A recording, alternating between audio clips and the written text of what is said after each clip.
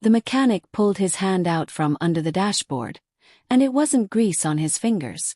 It was a folded piece of paper, sealed in plastic, hidden behind the glove box, with her name written on it in her mother's handwriting.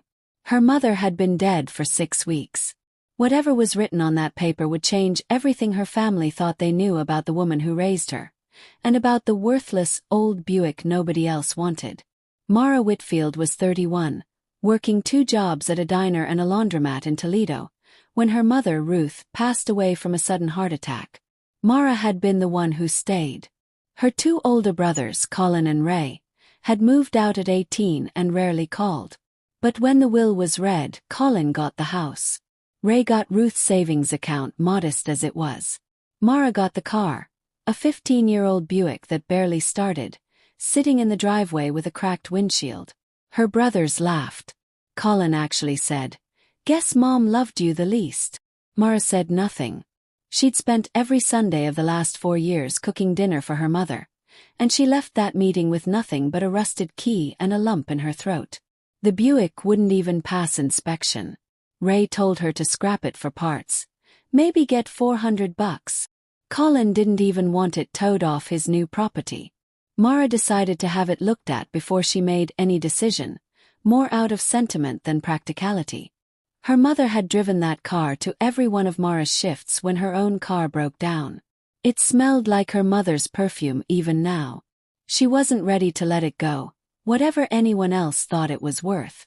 The mechanic, an older man named Denny who'd serviced Ruth's cars for 20 years, called Mara 2 days later. "You need to come down here," he said. "I found something behind your glove box." The note read only, "If you're reading this, ask Denny about the storage unit.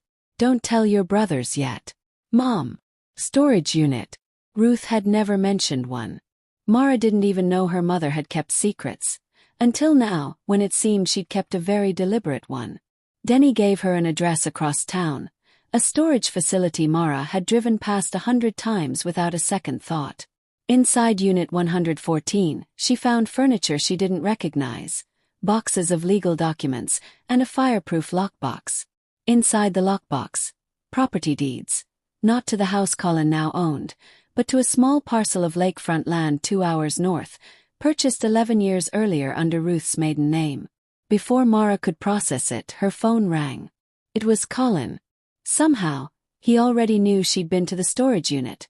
Denny's daughter worked at Colin's insurance office, and word had traveled fast. "Whatever you found," Colin said, his voice tight, "it belongs to the family. Not just you." The warmth of curiosity turned cold. This wasn't just about an old car anymore. Mara assumed her mother had been hiding a valuable piece of land as a kind of secret nest egg, proof that Ruth had loved her most and planned to leave her something bigger than a broken-down car. She drove north that weekend, expecting to find an empty lot she could maybe sell. Instead, she found a small cabin already built on the land, and a neighbor who recognized her instantly. "You look just like her," the woman said. "Ruth used to come up here every month to see your father."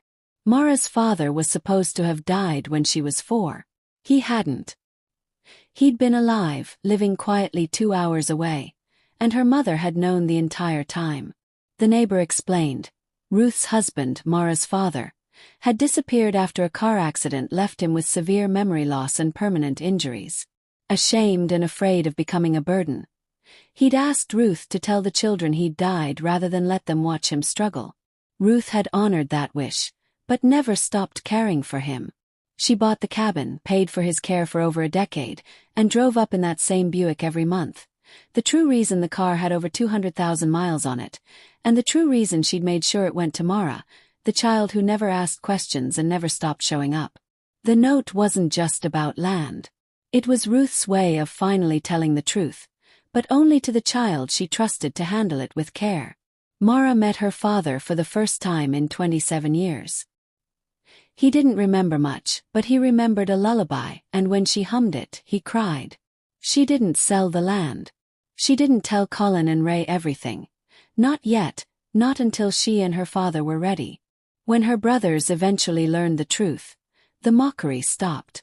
Colin, who'd once said their mother loved Mara the least, went quiet when he understood the truth was the opposite.